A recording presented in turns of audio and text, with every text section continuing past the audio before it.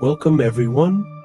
Today's discourse tackles a topic that ignites passionate discussions: homosexuality and same-sex marriage within Christianity. For many Christians, their faith serves as the cornerstone of their lives, shaping their beliefs about love, marriage, and sexuality. But what exactly does the Bible say about homosexuality? And how do various Christian denominations navigate the issue of same-sex marriage? Christianity, with its rich tapestry of denominations, presents a spectrum of interpretations on this complex topic. Traditionalist denominations hold a firm view, citing specific scriptures to advocate for marriage solely between a man and a woman. Passages from Leviticus and Romans are frequently referenced, but interpretations differ based on historical context, translation variations, and the evolving understanding of language. On the other hand, a growing number of Christians advocate for a more inclusive approach. They emphasize the core message of love woven throughout the Bible and champion the right of consenting adults to marry, regardless of gender identity. Let's delve deeper into some of the key aspects of this conversation. Scriptural interpretation. A deeper look. The debate hinges on specific passages. Some argue that the Bible explicitly condemns homosexual acts, while others contend that the condemnations focus on temple rituals or specific cultural practices of the time period the scriptures were written in. Additionally, the translation process and the evolution of language can introduce complexities.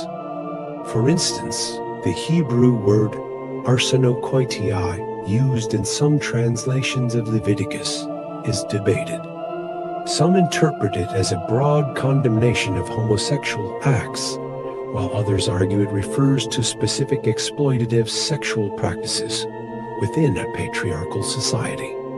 The evolving landscape, Christianity, and social change. Social and cultural contexts inevitably change. Many Christians believe the Bible's message of love extends to LGBTQ+ individuals, and interpretations adapt over time. The concept of marriage itself has undergone transformations throughout history.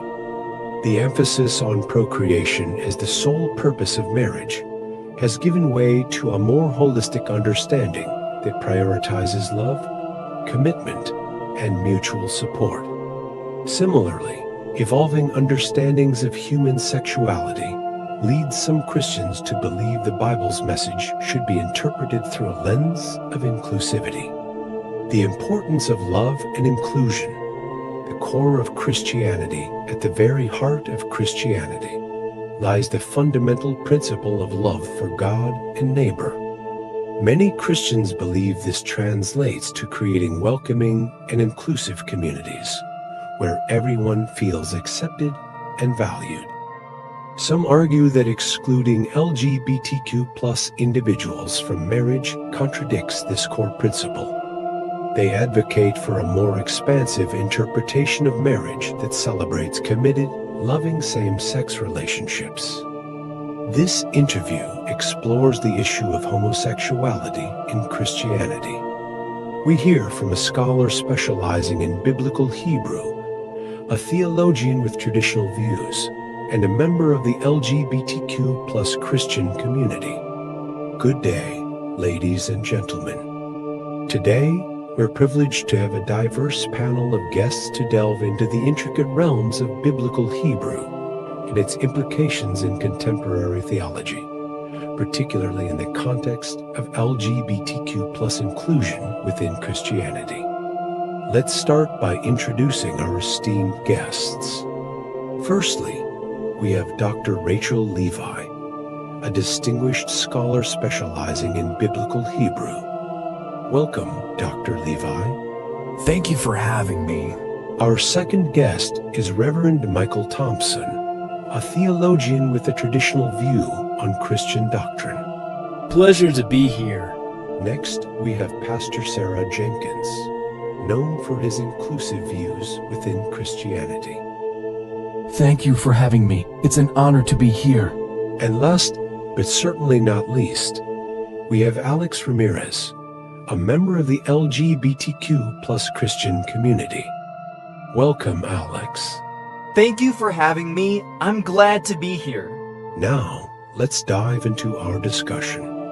Dr. Levi, could you provide us with some insights into how understanding biblical Hebrew influences our interpretation of certain texts, particularly those often cited regarding LGBTQ plus issues? Absolutely. Understanding biblical Hebrew is fundamental for unraveling the depth and subtleties embedded within the original texts. When examining passages frequently referenced concerning LGBTQ issues, like Leviticus 18:22 or 1 Corinthians 6-9, delving into the precise meanings of specific terms in Hebrew can unveil invaluable insights.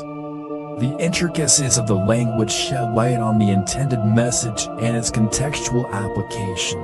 However, it's equally imperative to grasp the cultural and historical backdrop against which these texts were penned. Recognizing the societal norms, customs, and beliefs prevalent during the time of writing provides crucial context for interpreting the scriptures within a more comprehensive framework. By synthesizing linguistic analysis with historical context, we can foster a deeper understanding of the biblical passages and their relevance to contemporary discussions on LGBTQ inclusion within Christianity. Thank you, Dr. Rachel Levi. Reverend Thompson, as a theologian with a traditional view, how do you interpret these passages, and how do you reconcile them with contemporary understandings of sexuality and gender identity? My interpretation resonates with the traditional understanding of these passages, rooted in the conviction that homosexual behavior is perceived as diverging from the intended design set forth by God.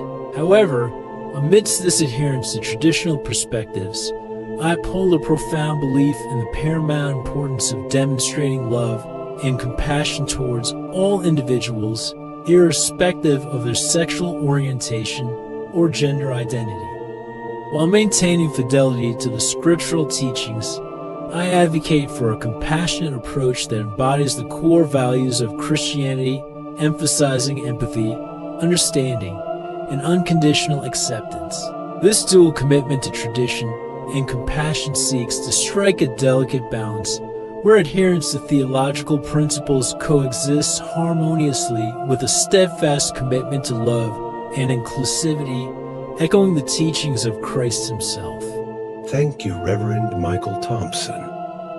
Pastor Jenkins, how do you navigate these theological waters with a more inclusive perspective? I firmly stand by the principle of interpreting Scripture through the transformative lens of love and inclusion.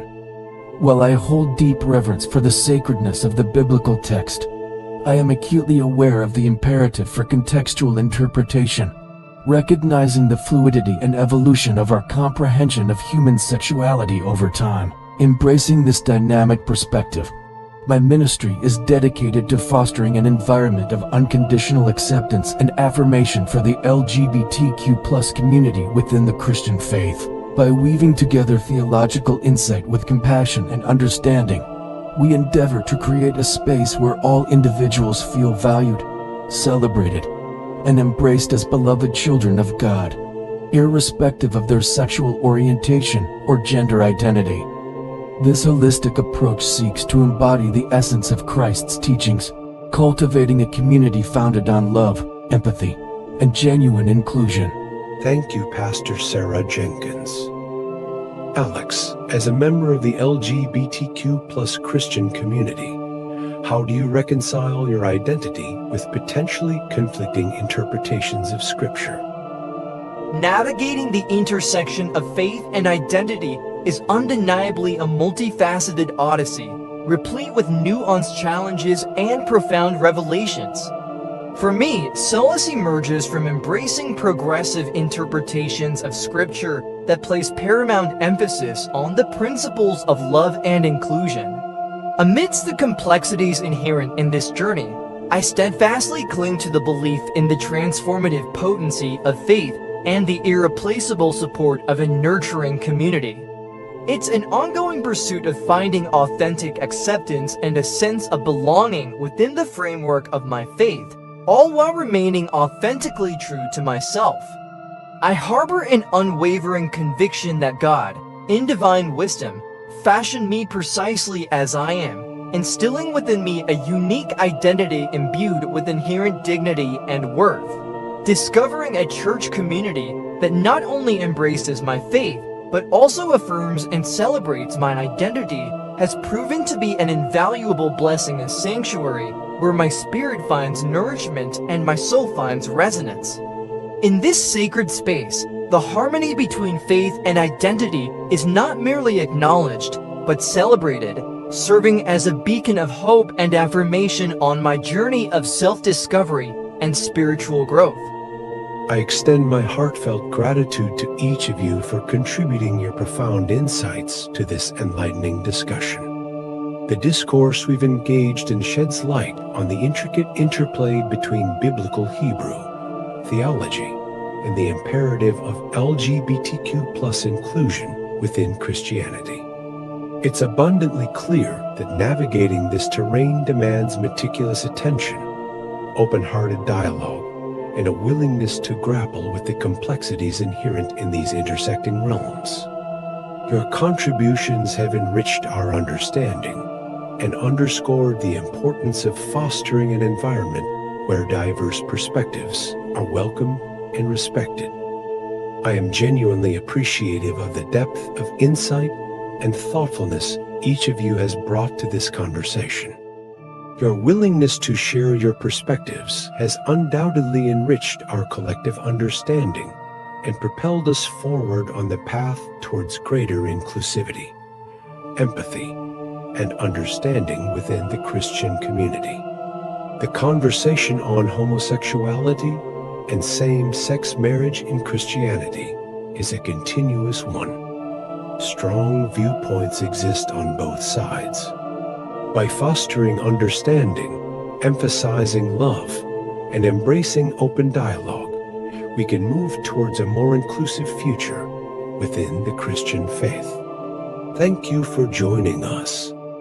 We encourage you to continue exploring this topic with an open mind and a loving heart.